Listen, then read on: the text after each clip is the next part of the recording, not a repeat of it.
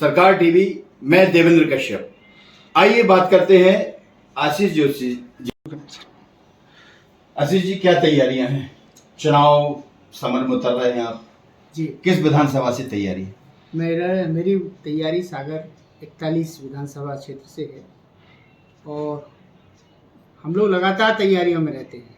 Congress party ने इस बार संगठन को मजबूत किया है और विगत एक वर्ष से लगातार जब से संगठन के जितने भी कार्यक्रम आए हैं उन सारे कार्यक्रमों के क्रियान्वयन के लिए हम लोगों ने ज़मीनी स्तर पर काम किया है और जो भी कार्यक्रम थे, हाथ से हाथ जोड़ो अभियान में मुझे 18 वार्ड दिए गए थे। उन 18 वार्डों में मैंने घर घर जाकर जनसंपर्क जनवरी में ही पूरा कर लिया था और क्रमशः जो भी आंदोलन हुए या जनाक्रोश रैली हुई, इन सारी जगहों पर जहाँ जितने आंदोलन सागर में हुए, लाखा बंजारा झील को लेके हो या अलग अलग स्तर पर जो जन समस्याएं थी, उन समस्याओं को उठाने के लिए जो भी आंदोलन थे, उन सब में मैंने पूरी अपनी सहभागिता प्रदान की। काफी लेट आए आप चुनाव के समय और पहली बात मानी जाए आप पूर्व सांसद के पौत्र हैं जी। तो टिकट मांगने में काफी समय बाद आपने नहीं, मेरा ऐसा नहीं है। हमारा शुरू से जब से हम NSUI के अध्यक्ष थे और तब से ही इस बात के लिए दावा था कि सागर विधानसभा से मुझे टिकट मिलना चाहिए, लेकिन परिस्थितियां, पार्टी ने जैसा आदेश दिया उस आदेश का पालन किया और मेरे पितामह यहाँ से सुर्खी से 5 साल विधायक रहे। उसके बाद सागर लोकसभा क्षेत्र का उन्होंने 10 वर्ष तक लगातार प्रतिनिधित्व दिया। क्या नाम था? और पंडित ज्वाला प्रसाद जोशी जी।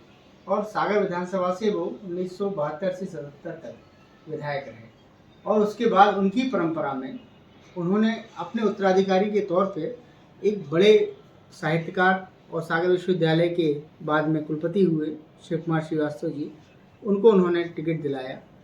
तो उस समय परिस्थितियाँ और राजनीति ऐसी नहीं होती थी कि हम अपनी विरासत को अपने परिवार में दें। उन्होंने जो योग्य उत्तराधिकारी को उस समय चयन किया, उस समय शिव कुमार श्रीवास्तव जी उनके राजनीतिक उत्तराधिकारी थे और उनके साहित्यिक उत्तराधिकारी थे और वे लगातार 1985 तक यहाँ सागर विधानसभा का उन्होंने प्रतिनिधित्व दिया। इस तरह से हमारे परिवार की परंपरा लगभग 1985 तक लगातार चलती रही और 1985 से लेके फिर 93 में जो भाजपा का शासन, भाजपा का विधायक यहाँ से चुना गया, तो आज 2023 तक भाजपा का विधायक चुना गया था। अब ये बदलाव का समय है, पूरी जनता बदलाव की स्थिति में है और ये आप मान के चलें कि इस बार सागर का जो भी विधायक होगा वो कांग्रेस का विधायक होगा। क्या मुद्दे हैं? आप चुनावी सभा में उतरे हैं, सागर विधानसभा से क्या मुद्दे हैं और किन मुद्दों को लेकर आप चुनाव में पहुंच रहे हैं? देखिए, कुछ मुद्दे ऐसे हैं जो प्रादेशिक स्तर पर हैं कि हम पूरे प्रदेश की जनता महंगाई से त्रस्त है और मध्य प्रदेश में लगातार जो महंगाई बढ़ी है, बेरोजगारी बढ़ी है, ये और महिला उत्पीड़न में मध्य प्रदेश नंबर 1 पे आ गया है। ये तो हमारे जो इस समय सरकार है, भाजपा की सरकार, वो कहती है कि हम मामा हैं, लाडली बहनें और इन सब की बातें करते हैं। मध्य प्रदेश से 2 लाख बच्चियां और महिलाएं गायब हैं। यह बहुत चिंतनीय विषय है और मध्य प्रदेश की और केंद्र की सरकार को इस बात पे कोई संज्ञान नहीं है, कोई इस बात पे ध्यान नहीं है। सिर्फ अकेले राजनीति में महिलाओं को सम्मान देना या लोकसभा में महिला विधेयक पास कराना काफ़ी नहीं है। आपने कहा महिला सुरक्षा, महिलाओं के उत्पीड़न की बात, एक तरफ मामा बच्चियों का, महिलाओं के पैर पूज रहे हैं, प्रधानमंत्री मोदी, ये सब दिखावे की बात है। इसलिए दिखावे की बात है, आप अनुसूचित जाति के व्यक्ति के चेहरे पर इनकी पार्टी के लोग पेशाब कर जाते हैं और उसके बाद आप मुख्यमंत्री निवास पर उसके पैर पूजने का काम करते हैं। वो भी नकली आदमी निकला, शायद वो भी असली नहीं था। तो यही हम इनकी कथनियों करने की आपको अंतर की बात कर रहे हैं कि जो ये कहते हैं वो करते नहीं हैं, है ना। आज दलित समाज पर जिस तरह के अत्याचार हो रहे हैं, जो अनुसूचित जनजाति पर जो अत्याचार हो रहे हैं, वे सारे मुद्दे इस तरह के हैं कि जो इस सरकार को कोई चाहता नहीं है कि हम दोबारा जो है मध्य प्रदेश में भाजपा की सरकार बनाई। आपने बेरोजगारी की बात की है, अभी 1 लाख नौकरियां निकाली भाजपा ने, क्या मानते हैं? पिछले 18 वर्षों में क्या कर रहे थे? क्या कारण है कि आपको एकदम चुनाव के वक्त पे लोगों की बेरोजगारों की याद आ गई और आप नौकरी निकालने का काम करने लगे? पिछली बार जो नौकरियां निकली थी उनके रिजल्ट्स आपने डिक्लेयर किए क्या? वो सारे कोर्ट में मामले पेंडिंग पड़े हुए हैं।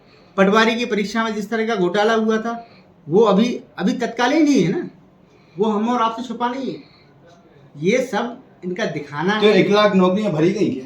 कहाँ भरी? वैकेंसी भरी गई? आप बताएं ना, जितने इन्होंने पोस्टर लगाए हैं, बड़े बड़े होर्डिंग्स लगाए हैं, उसमें एक लड़की को जो है इन्होंने पुलिस की ड्रेस पहनाकर खड़ा कर दिया। व्हाइट ड्रेस कहाँ होती है? व्हाइट ड्रेस कहाँ होती है पुलिस की? कोई मैं आपसे भी जानना चाह रहा हूँ। तो ये जो बाहर से कहीं से फोटो खींचकर आप अपने यहाँ सरकार के विज्ञापनों का दुरुपयोग कर रहे हैं, क्योंकि आज विज्ञापन के माध्यम से ही इन्होंने अपना प्रचार प्रसार किया है। धरातल पे तो कुछ भी नहीं है। धरातल पे भाजपा शून्य है। 18 साल कैसे जनता उनको वोट देती रही? देखिए, सागर में भी पिछली बार भी मध्य प्रदेश में कांग्रेस की सरकार बनी थी। भाजपा को वोट दे रही होती तो सरकार कहाँ से कांग्रेस की बनती? लेकिन ये लोग एन केन प्रकार वोट जो नंबर का गले थे उसकी तरफ जाते हैं। पैसा इन्होंने अपार कमा लिया है, क्योंकि 1600 करोड़ के काम सागर विधानसभा क्षेत्र में ये स्मार्ट सिटी का प्रोजेक्ट चल रहा है। इसके लिए ये 1600 करोड़ के बिल पारित हो गए, बिल कैश हो गए। अब 1600 करोड़ का हम यदि सोशल ऑडिट करें, हम जनता इस बात के लिए सोशल ऑडिट उनकी नज़रों में है कि सागर तालाब के लिए यदि आपने खुदाई के लिए 100 करोड़ के बिल बनाए हैं तो सागर तालाब कहीं किसी के सामने खुदता दिखा नहीं है। आप भ्रष्टाचार की बात कर रहे हैं, चाहे तालाब खुदाई की बात हो या शहर में 1650 के वो जो बचा हुआ पैसा है, जो भ्रष्टाचार की भेंट पर चढ़ा हुआ पैसा है, वही ये लोग चुनाव में दुरुपयोग करेंगे। कांग्रेस कहाँ थी अगर भ्रष्टाचार होता रहा और आप देखते रहे? हम लोगों ने हमेशा मांग उठाई, हमेशा आवाज उठाई, लेकिन यहाँ पर इनके विभाग, जिस विभाग के ये काम हो रहे हैं उसी विभाग के मंत्री हमारे इसी जिले से आते हैं। उनके संज्ञान में ये बात नहीं है क्या? यदि उनकी नज़रों के नीचे बैठी नगर निगम में और स्मार्ट सिटी में इस तरह के घोटाले हुए हैं तो इस बात के लिए कहीं ना कहीं मैं प्रशासन को साथ जनता तक नहीं ले गई ये बात, प्रशासन के साथ शासन को भी दोषी मानता हूं। तो जनता तक नहीं पहुंची कर पाते जनता देखिए, या जनता को नहीं दिख रहा है भ्रष्टाचार? अगर आपने कहा भ्रष्टाचार हुआ है 1700 करोड़ का, क्या होता है, चमक दमक आप दिखा रहे हो, है ना। आज आप एलिवेटेड कॉरिडोर की बात कर रहे हो, तो एलिवेटेड कॉरिडोर के साथ में आपको इस बात का भी जवाब देना पड़ेगा कि आपने तालाब को छोटा कर दिया। उसके चारों तरफ एक रोड बनी है, रिंग रोड बना दी, रिंग रोड भी वहीं जा रही है जहाँ पे आपका एलिवेटेड कॉरिडोर कर रहा है। क्या ऐसी ज़रूरत थी कि आपने इतना अननेसेसरी पैसा जो है आपने एक अलग से तालाब को भी छोटा कर दिया और एक रिंग रोड भी डाल दिया, ड्रेनेज भी उसी में से निकाल दिया। तो क्या उसी रिंग रोड से हम एलिवेटेड कॉरिडोर की कहीं कोई आवश्यकता थी? ये सब जो है इनकी व्यक्तिगत महत्वाकांक्षाओं के केंद्र हैं, जिसमें जनता का जो गाली कमाई का पैसा है इन्होंने फूकने में बिल्कुल इनको दर्द नहीं हुआ। फिर विकास की बात है, स्मार्ट सिटी की बात है, 48 वार्ड है। अभी संभवतः मेरी जानकारी में भी यहीं का बाशिंदा हूँ, तो 4 या 5 वार्ड तक स्मार्ट सिटी की रोडें पहुंची है। बाकी 44 और 43 वार्डों का कब स्मार्ट सिटी कब बनेंगे वो वार्ड? देखिए, जिस तरह से जब पहले फेज में इन्होंने पहले शुरू के 9 वार्ड लिए थे, 1 नंबर से लेकर 9 नंबर तक के वार्ड इन्होंने लिए थे, तो 1 से 9 में आप देखोगे तो हमारा मैक्सिमम पहाड़ी एरिया है। उन जगहों पे आप सीवेज लाइन की बात करते हो, वहाँ से ऑलरेडी ड्रेनेज इतना परफेक्ट सिस्टम था, उन पहाड़ी सिस्टम से पानी नीचे की तरफ जाता है। ये कोई भी व्यक्ति जो है, अनपढ़ व्यक्ति भी ये बता सकता है कि ऊपर से पानी नीचे की तरफ जाता है। आपने जो बनी बनाया शहर था उस शहर को ही आपने तोड़ने का काम किया। जो रोडें बनी हुई थी उनको बार बार खोदने का काम किया। एक बार खोदा, फिर उसको पूरा, फिर खोदा, फिर पूरा। कभी सीवेज लाइन, सीवेज के नाम पर, कभी अमृत जल की। इतने सारे आपने घोटाले या कमियां बताई भाजपा की, तो अब पार्टी, कांग्रेस पार्टी इन मुद्दों को लेकर जनता की तरफ कैसे ले जा रही है? आज पूरा शहर खुदा हुआ है। आज आनंद फानंद में ये आचार संहिता लग गई है। अब आप देख रहे होंगे कि वो कैसे भी करके एक मेकअप, रोडों का मेकअप किया जा रहा है। कि डावल डाल के उसको चमकाने का काम किया जा रहा है। संभवतः 20 करोड़ आए इसके अलग से, इसके लिए अलग से 20 करोड़ आए, तो बस 1600 करोड़ रुपए कहाँ चले गए? यदि हमने अलग से 20 करोड़ इसके लिए हैं तो 1600 करोड़ का हिसाब भी जो है भाजपा को देना। वो तो पूरा प्रोजेक्ट बना था ना 48 वार्डों का, वो 1700 करोड़ में, वो 1700 करोड़ खत्म हो गए और हमारे शहर का विकास हुआ नहीं है। जस का तस है हमारा शहर। मेरा सवाल वही था कि 2023 लास्ट थी इसकी समय सीमा स्मार्ट सिटी को कंप्लीट करने की, तो अब संभवतः शायद 5-7 रोडें ही बनी हैं अगर चौड़ीकरण किया जाए, तो बाकी विकास कैसे और फंड कैसे सारी जगह निपट गया? क्योंकि आप वरिष्ठ हम नेता हैं, वरिष्ठ, आप सारी चीजों पर नजर रखते हैं। आप इस शहर के जागरूक पत्रकार हैं, आपको भी ये बात मालूम है कि आप भी इस शहर के बाशिंदे हैं और इस शहर में आप जनता के बीच में जाते हैं और सड़कों पे आप भी जाते हैं, लोगों के बीच में आप जा रहे हैं।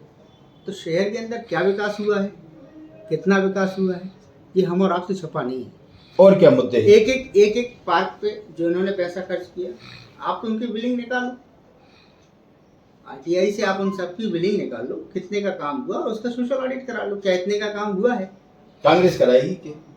कांग्रेस आएगी सत्ता में तो निश्चित तौर पे सोशल ऑडिट तो कराएगी, क्योंकि 1600 करोड़ जनता का पैसा है। ये भले ही किसी ने भी दिया हो, लेकिन जनता के टैक्सेशन का पैसा है, इसका दुरुपयोग नहीं होने देंगे। कांग्रेस बात करती है, संभवतः 15-16 महीने आपकी सरकार रही, कमलनाथ जी कहते रहे सीडी रखी है मेरी जेब में, सरकार में थे, जांच करवा सकते थे, बड़ा मुद्दा था मध्य प्रदेश का, लेकिन उसके बाद भी कुछ उस पर नहीं आया, व्यापम थे, काफी मुद्दे थे कांग्रेस जो है, लेकिन उतने समय में आपने कोई ना जांच करवाई ना किसी को अंदर करवाया। कांग्रेस तो कैसे जनता आप पे विश्वास? कांग्रेस पूर्वाग्रह की राजनीति नहीं करती। मुद्दे थे सर, काय का पूर्वाग्रह? जो ये विपक्ष का काम रहता है, अगर सत्ता में आए तो उनके भ्रष्टाचार पे आप जांच करवाएं। कानूनी तौर पे व्यापम का जो मामला था वो अभी भी कोर्ट में है। और भी मुद्दे थे, है ना? जो आप बात कर रहे हैं हनी ट्रैप का या दूसरी चीजें, उन सब के लिए भी और उसी के डर से तो ये सरकार गिराई गई। अच्छा, ये जो हनी ट्रैप में इनके जो मंत्री थे वो सब उसमें कहीं ना कहीं कोई अपराधी थे, जिसके कारण आनंद फानंद में करोड़ों अरबों रुपए खर्च करके इन्होंने ये लोग खरीद फरोख्त करके एक चुनी हुई जनता की सरकार को गिराया। अगर इस बार जनता आप पे विश्वास करती है, सरकार आती है, तो अब इस बार कैसे आप सरकार बचा पाएंगे? फिर ना गिर जाए, कोई सिंधिया बाकी है क्या? देखिए, इस बात के लिए तो किसी के पेट में जाके कोई नहीं देख पाता, लेकिन कितने सिंधिया बाकी हैं अभी कांग्रेस? नहीं, इसको हम ये बात कोई नहीं कह सकता, लेकिन हम इस बात के लिए जरूर भरोसेमंद हैं। इस बात के लिए मेरा विश्वास है, इस बार कांग्रेस ने बहुत सोच समझ के टिकट वितरण करने में अपना काम कर रही है। लिस्ट कब तक जारी हो रही? लिस्ट हमारे ख्याल से नवदुर्गा के पहले दिन या दूसरे दिन लिस्ट आ जाना चाहिए, जैसा कि हम लोगों को इस बात के लिए संकेत हम लोग मान के चल रहे हैं। क्या क्राइटेरिया रखा है आपके? कमलनाथ जी ने, दिग्विजय सिंह ने, आपके आलकमान ने, सुरजेवाला ने सर्वे को मुख्य आधार बनाया है कि जो सर्वे में नाम आएगा उनको उनमें से ही टिकट दिया जाएगा।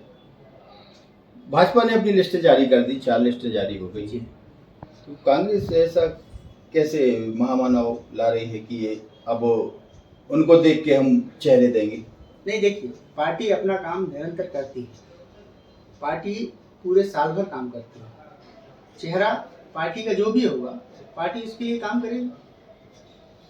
पार्टी अब अभी आचार संहिता लगी है और इसके बीच में पितृपक्ष चल रहे थे, तो तैयारियां पूरी हैं, लिस्ट डिक्लेयर होने की तैयारी पूरी है। शिवराज सिंह का के मजे लिए हैं कि पितृपक्ष में भाजपा ने उनको टिकट दे दिया है, नहीं, कांग्रेस ने, अभी बड़ा इशू बना है। अभी कमलनाथ जी ने इस बात के लिए बहुत स्पष्ट करा है कि जिस व्यक्ति ने भी आपके दिल को इस तरह से दुखाया है, आप उसके खिलाफ FIR कर सकते हैं। वो आरोप कांग्रेस पर लगा, कांग्रेस ने करवाया। तो कांग्रेस को आप क्यों दोष दे रहे हो? आपका टिकट जो है भाजपा ने डिक्लेयर किया, कांग्रेस ने नहीं किया, है ना? आप 19 से चुनाव लड़ रहे हैं, पितृपक्ष में आपकी उसी लिस्ट में आपका नाम आया है, आपका नाम पहली लिस्ट में भी दे सकते थे, लेकिन उन्होंने तीसरी लिस्ट में दिया। इसमें कांग्रेस की गलती नहीं है। पार्टी अगर आप पर विश्वास करती है तो आप समर में उतर रहे हैं, किन मुद्दों को लेके जाएंगे जनता के पास? देखिए, सागर में बेरोजगारी एक सबसे बड़ा मुद्दा है ना। इतने सालों में भाजपा की सरकार 30 साल से यहाँ विधायक भाजपा का है, लेकिन बड़ा दुर्भाग्य है कि यहाँ पर एक भी ऐसा उद्योग धंधा यहाँ विकसित नहीं किया गया कि जो हमारे उन बेरोजगार साथियों के लिए रोजगार की व्यवस्था कर पाए। आपने रोजगार की बात की है, हाँ, तो 18-19 साल से भाजपा है मध्य प्रदेश में, 10 साल से केंद्र में है। आप ये बताइए बुंदेलखंड में कितना रोजगार आया, कितनी फैक्ट्रियां आई? देखिए विठल भाई पटेल जी जब जनशक्ति नियोजन मंत्री थे उस समय चना डोरिया पे पूरा औद्योगिक क्षेत्र विकसित कराया गया था। मैं भाजपा की कार्यकाल की बात कर रहा हूँ। भाजपा के कार्यकाल में तो इन सब चीजों पे ध्यान दिया ही नहीं जाता। वो तो सिर्फ विज्ञापनों की सरकार है, वो सिर्फ उनका विकास जो है विज्ञापनों पे दिखाई देता है ना। वो जनता के पैसे की गाड़ी कमाई का जो पैसा है उसको जो है वो खुद की जेब भरने का काम करता है। गाड़ी कमाई की बात की आपने, तो मध्य प्रदेश अभी आकंठ डूबा हुआ है कर्ज से। आप अगर सरकार में आए तो कैसे सरकार की मैं पार्टी का एक फिर रोजगार कैसे क्रिएट होंगे? मैं पार्टी का एक बहुत छोटा सा कार्यकर्ता हूँ। पार्टी बहुत बड़ी है और जो हमारे मध्य प्रदेश में और देश में जो कांग्रेस के बड़े लोग हैं, हमारे वैचारिक रूप से बहुत समृद्ध लोग। आपने यहाँ रोजगार लाने की बात की, मैं उसको बात कर रहा हूँ कि कैसे यहाँ क्रिएट होंगे रोजगार? नहीं, रोजगार जो है क्या रोड मैप है कांग्रेस का? नहीं, कांग्रेस का रोड मैप तो कांग्रेस के आने के बाद ही होगा ना। अभी तो तैयार किया होगा ना कि हम कैसे काम करेंगे, क्योंकि आप मुद्दे लेके आ रहे हैं। छोटे छोटे से कुटीर उद्योग तो सागर में खुले जा सकते हैं, क्योंकि सागर 48 वार्डों की विधानसभा है जो नगर निगम सीमा के अंदर आता है। हमारी सबसे पहली कोशिश होगी कि नगर निगम सीमा का विस्तार किया जाए। जब हम 5 किलोमीटर नगरीय निकाय को हम बढ़ाएंगे तो हम जो नए रोजगार हैं वहाँ उन क्षेत्रों में सृजित कर पाएंगे, क्योंकि ये सबसे बड़ी ज़रूरत है कि हम अपने क्षेत्र को बढ़ाएं। क्योंकि जो शहर के अंदर आप कुछ भी कर लें, आज मेडिकल कॉलेज शहर के अंदर आपने खोल दिया, इसका कोई यहाँ खोलने का कोई औचित्य नहीं था। इसको यदि आप यहाँ से 2 किलोमीटर दूर या 3 किलोमीटर दूर जाके खोलते तो वहाँ एक नया शहर बसता। जो सागर यूनिवर्सिटी को जो हमारा पैसा आना था, जो स्टेट यूनिवर्सिटी का पैसा जो कंपनसेशन में मिला था, वो पैसा यदि मध्य प्रदेश की भाजपा सरकार ने हमें दिया होता तो यहाँ पे एक नया राजकीय विश्वविद्यालय खोला जा सकता। आपके राष्ट्रीय अध्यक्ष आए थे अभी, रविदास विश्वविद्यालय की घोषणा कर गए, उसका क्या इम्पैक्ट आएगा? और भाजपा रविदास मंदिर की घोषणा करेगी, मंदिर और विश्वविद्यालय के बीच में आप क्या मानते हैं, क्या फैक्टर रहेगा? देखिए, ये पढ़े लिखे लोगों का शहर है। ये वो शहर है जहाँ डॉक्टर सर हरि सिंह गौर साहब ने अपने जीवन की गाड़ी पसीने की कमाई को अपने जन्मस्थली पर एक शिक्षा मंदिर के रूप में स्थापित करा था। और उसी का परिणाम है कि आज सागर विधानसभा और सागर जिले का आप मान के चलें कि हर तीसरा व्यक्ति ग्रेजुएट और पोस्ट ग्रेजुएट निकलेगा और हर 20वां व्यक्ति यहाँ PhD होल्डर निकलेगा। तो आप एजुकेशन की ताकत को मानिए, यहाँ का व्यक्ति बेवकूफ़ नहीं है। यदि मंदिर में और विश्वविद्यालय में चयन की बात आएगी तो वो विश्वविद्यालय का चयन करेगा। आज खड़गे जी भी उसी वर्ग से आते हैं। हमारा सबका सम्मान हमारे संत महापुरुषों पे हमेशा से रहा है और हम उनका आदर करते हैं। और रविदास जी महाराज के नाम पर इन्होंने जो मंदिर की स्थापना करी है, आप विज्ञापन उठा के देखें, वो मंदिर नहीं है, उन्होंने स्मारक बनाया है। मंदिर नहीं है, मंदिर नहीं है, स्मारक है। आप उस समय के तत्कालीन विज्ञापन उठा के देखें, जो पूरे पेज के विज्ञापन। अगर मंदिर की बात, क्योंकि सरकार जो है मंदिर बनाने का काम नहीं कर सकती। मैं अभी भी इस बात के लिए चैलेंज कर रहा हूँ कि सरकार का काम मंदिर बनाना, मस्जिद बनाना नहीं है। अब आप सरकार का काम, अब आप टारगेट कर रहे हैं भाजपा को, पूरे देश में मंदिर बनाए जा रहे हैं, फिर उस पर क्या कहेंगे? आप देख लीजिए, जितने लोग हों, परलोक हों, केदार धाम हो, बद्री धाम हो, सिर्फ मंदिर ही सुसज्जित किए जा रहे हैं। तो ये क्या स्ट्रेटजी है राजनीति की? वो सिर्फ जो है वो उनकी जेब भरने का एक माध्यम है। कैसे? आज महाकाल लोक का जो घोटाला है वो आप हमसे छुपा नहीं है। महाकाल लोक में जिस तरह की बिलिंग हुई है, जिस तरह की उनके पेमेंट्स हुए हैं, उस पेमेंट्स में आपने खोखली मूर्तियां बना, मिट्टी की मूर्तियां रख दी आपने, वो टूट गई। एक आंधी का झोंका भी वो सहन नहीं कर पाई। तो इनकी ये कारगुजारी है, जनता को मालूम है। ये कितने ही कुछ छुपा लें, कितने ही लीपापोती कर लें, कितनी बड़ी बड़ी मूर्तियां यहाँ पे स्थापित कर दें, ये सब इनके भ्रष्टाचार का केंद्र है। ये मंदिर बनाना, मंदिर की राजनीति क्या है? मतलब ये स्ट्रेटजी, आप एक वरिष्ठ नेता है, आप पॉलिटिशियन है। भाजपा जो है हमेशा लोगों की भावनाओं के साथ में जोड़ के राजनीति करती है। हिंदुत्व है ना, तो ये हिंदुत्व कार्ड खेलने का काम करती है। हम भी हिंदू हैं, हम ब्राह्मण सनातनी व्यक्ति हैं, है ना। ये मंदिर नहीं जाती होंगी, लेकिन मैं मंदिर जाता हूँ, अपने घर में हवन भी करता हूँ, पूजन भी करता हूँ, तिलक भी लगाता हूँ। हमें किसी को सर्टिफिकेट देने की ज़रूरत नहीं है कि मैं सनातनी हूँ कि नहीं हूँ। तो ऐसी स्थिति में ये अपने आप को बड़ा हिंदूवादी मानते हैं और ये सिर्फ अकेला धर्म का ढकोसला करने वाले हैं। कांग्रेस नहीं है हिंदुत्व की बात करने वाली।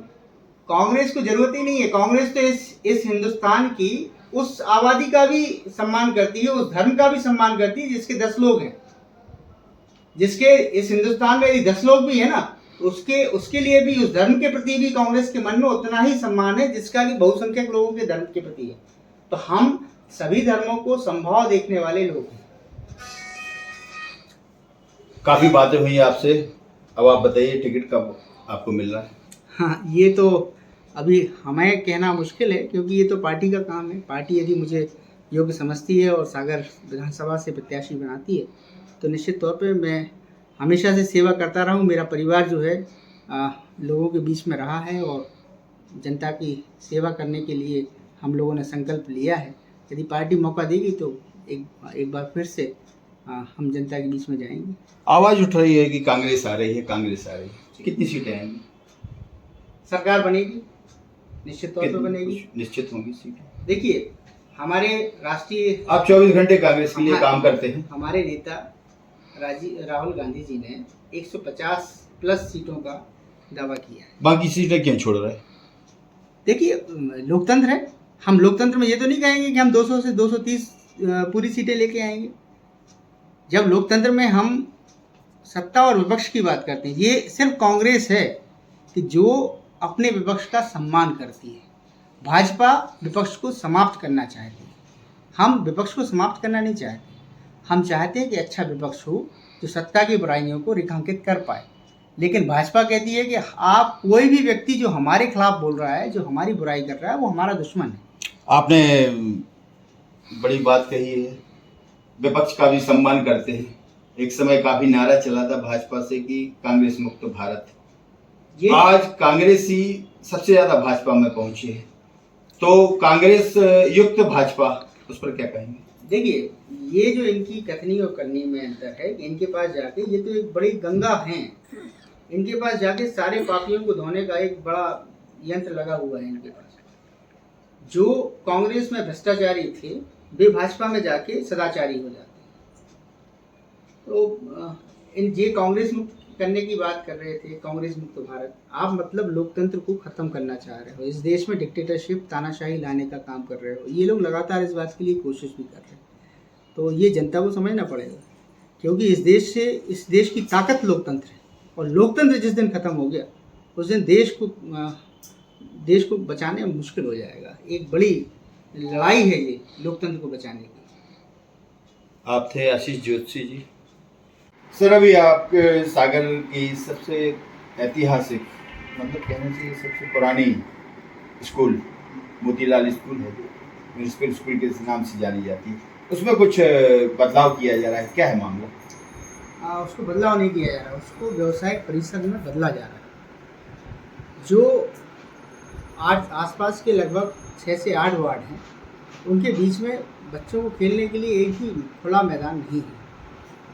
आज इस शहर की जो भविष्य है वो नौनिहाल बच्चे हैं। आप उन नौनिहाल बच्चों से उनके खेलने का मैदान छीन रहे हो। लेकिन उसमें भी तो पार्किंग होती रहती है, बच्चे कहाँ खेलते हैं उसमें? देखिए, ऊपर वाला ग्राउंड है, नीचे वॉलीबॉल ग्राउंड है। अभी 150 साल पुराना वॉलीबॉल ग्राउंड है वो। स्कूल तोड़ने के खिलाफ हैं आप, या स्पेस जो मैदान का स्पेस जा रहा है उसके खिलाफ है? हम पूरी स्कूल का इस उपयोग जो है स्कूल को उन्नत करने के लिए केवल नहीं, व्यवसायिक नहीं, कमर्शियल नहीं होना ही नहीं चाहिए। क्योंकि वहाँ का जो मिडिल स्कूल है वो शासकीय स्कूल है और जो हायर सेकेंडरी स्कूल है वो म्यूनिसिपल स्कूल, मतलब म्यूनिसिपल कमेटी के द्वारा संचालित है, नगर निगम के द्वारा संचालित। नगर निगम ने उस स्कूल में स्थितियाँ ये बना ली हैं कि पिछले 30 वर्षों से लगातार इस बात की साजिश रची जा रही है कि इस स्कूल से जो नई नियुक्तियाँ हैं वो ना हो पाए, नए बच्चे हैं उनको हम कम से कम लें, ताकि ये एक समय के बाद इस स्कूल को समाप्त कर पाए। क्योंकि इन सब का जो ओपिनियन है, इन सब का व्यूज़ है, इन सब के मंतव्य है, इनके मन है, वो इसको कमर्शियल बनाने के पक्ष में है। क्योंकि इसमें 30 वर्षों से तो भाजपा की नगर निगम है ना। आपके रहते हुए स्कूल यदि इस तरह से स्थिति में आई है, इस गर्त में आई है कि आज वहाँ पर 120 बच्चे आज भी वहाँ पे दर्ज हैं।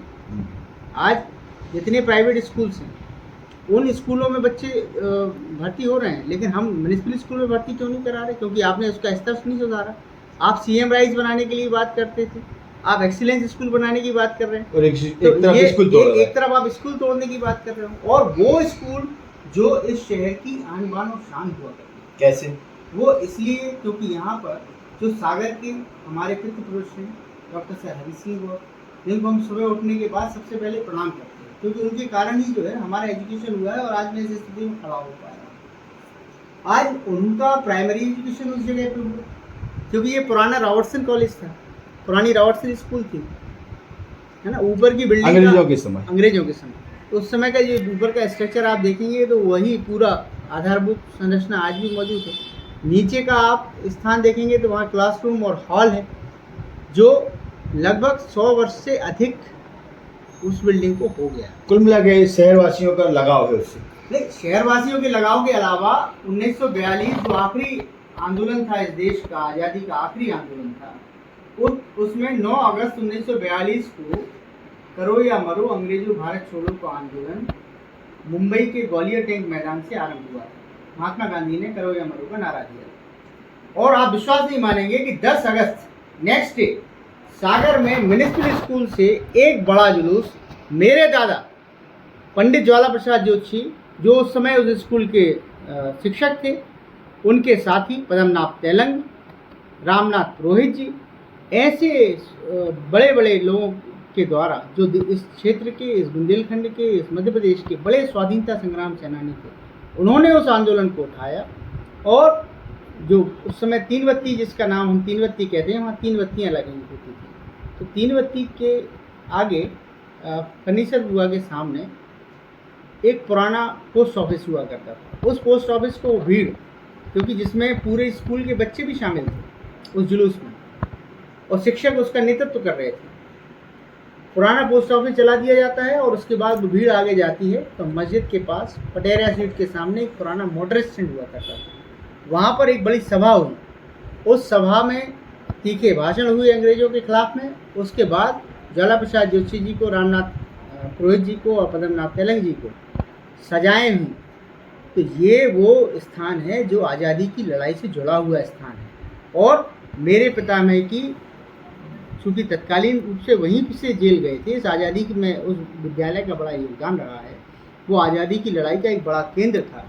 तो ये शहर की भावनाओं के साथ भी जुड़ाव है। और आज़ादी के 70 वर्षों, आज हम आज़ादी के 75 वर्ष की बात कर रहे हैं, अमृत महोत्सव की बात कर रहे हैं, और आज़ादी का स्मारक आप खत्म कर रहे हो। कैसे बचाएगी? दो तरफा बात जो है भाजपा की समझ में नहीं आ रही, क्योंकि देश का प्रधानमंत्री कहता है कि हम आज़ादी का अमृत महोत्सव मना रहे हैं, और जो आज़ादी के अमृत महोत्सव के जो मॉन्यूमेंट्स हैं, जो स्मारक हैं, आप उनको मिटाने का काम कर रहे हो। तो ये मतलब आप अपने जो प्रधानमंत्री हैं उनकी भावनाओं के खिलाफ ये भाजपा की नगर निगम काम कर रही है। टेंडर हो चुका है, कैसे बचाएगी कांग्रेस? देखिए, टेंडर करना इनका काम है। टेंडर कहाँ हुआ, कौन से पेपर में इन्होंने विज्ञापन दिया, हमें नहीं मालूम। इन्होंने प्रमोटर स्कीम से किसी प्रमोटर को दिया, ये भी नहीं मालूम। बेच दिया मतलब कोई चीज इन्होंने क्या पब्लिश करी है कि हमने इस व्यक्ति को इसका ठेका दिया, इसका काम ऐसा ऐसा होगा, या नक्शा के लिए उन्होंने सागर की जनता के बीच में जाकर इस तरह की बात करी। वो कह रहे हैं हम मल्टी लेवल पार्किंग बनाने का विरोध कांग्रेस कर रहे हैं। मल्टी लेवल पार्किंग बनाने की आपकी इतनी इच्छा थी तो साबूलाल मार्केट पड़ा हुआ है, आप वहाँ क्यों नहीं आप मल्टी लेवल पार्किंग बना रहे हैं? जिस स्कूल पड़ी, स्कूल है ना, स्कूल को खत्म क्यों करना है? आप गुजराती बाजार में आपने पशु चिकित्सालय पे मार्केट खड़ा कर दिया, 10 साल से वो बन रहा है, ठीक है। आप वहाँ पे मल्टी लेवल पार्किंग क्यों नहीं बना रहे? उसके ऊपर आप पूरी मल्टी लेवल पार्किंग बना रहे। लेकिन आपकी कथनी और करनी में अंतर है। आप जनता के बीच में ये दिखा रहे हो कि हम मल्टी लेवल पार्किंग बना रहे हैं, जबकि हकीकत ये है कि उस स्थान को ये पूरी तरह से कमर्शियलाइज करके बेचने का काम कर रहे हैं। 2 टॉकीज बना रहे हैं, सिनेप्लेक्स बना रहे हैं। क्या इस शहर में जहाँ पे इतनी भीड़भाड़ वाला इलाका है वहाँ पे 2 टॉकीजों की ज़रूरत है? दूसरा, यहाँ पर 100 दुकानें बनाने का काम आप प्रस्तावित करे हुए हैं। उसके ऊपर बड़े हॉल बना रहे हैं, कमर्शियल पूरा स्ट्रक्चर आप खड़ा कर रहे हो और दिखाने को आप सिर्फ पार्किंग का बात कर रहे हो। जितनी पार्किंग की ये बात कर रहे हैं वो टॉकीजों में आने वाले लोग और उस व्यवसायिक परिसर में आने वाले लोगों की कार से ही वो भर जाएगा। जो कटरा तीनबत्ती से लेके उनके लिए जगह नहीं मिलेगी। गुजराती बाजार और विजय टॉकीज से लेके कीर्ति स्तंभ तक जो गाड़ियां खड़ी होती हैं उनको खड़ी करने के लिए आपकी उस पार्किंग में जगह नहीं मिलने वाली, क्योंकि आपकी टॉकीज से और उस मार्केट में आने वाले उतने ही वाहन आएंगे, वहीं आएंगे वाहन। ठीक है ना? तो इस बात के लिए जनता को समझना भी पड़ेगा और इनकी भावनाओं को भी समझना पड़ेगा कि ये विकास के काम नहीं कर रहे हैं। नियत क्या ये है? अपनी इनकी नियत क्या है? इनकी नियत क्या खुद पैसा कमाने की है या शहर का विकास करने की है? ये समय हम जनता के बीच में जा रहे हैं ना, जनता से बात कर रहे हैं। उस क्षेत्र के जहाँ जवाहरगंज वार्ड में वो विद्यालय स्थापित है उसके आसपास के 6-8 वार्डों के बीच में हम जन जागरण अभियान करेंगे। इनकी जो करतूतें हैं इनको लाने जनता के बीच में लाने का काम भी हम करेंगे। और यदि मौका लगा, यदि इसके बाद भी काम नहीं रुका तो हमने माननीय कलेक्टर महोदय से कल हम लोगों ने ज्ञापन दिया है। कांग्रेस कमेटी के हम लोग कुछ लोगों को उन्होंने परमिशन दी थी कि हम मिलेंगे, तो हम लोगों ने जाके कलेक्टर महोदय को इस बात के लिए संज्ञान में लाए और उस बात की उनसे बात भी करी कि यदि शीघ्र अतिशीघ्र इस काम को नहीं रोका गया तो हम लोग अनशन पर बैठने के लिए भी तैयार हैं। धन्यवाद। ओके, आशीष जोशी जी, आपके दादाजी यहाँ से सांसद रहे, विधायक रहे, टिकट की तैयारी में है। जोशी जी ने काफ़ी मुद्दों पर मुखर होकर बात की। भाजपा की मंदिर की राजनीति, कांग्रेस कर रही है यूनिवर्सिटी की राजनीति। आइए देखते हैं आगे क्या परिदृश्य बनता है। मैं सागर से देवेंद्र कश्यप।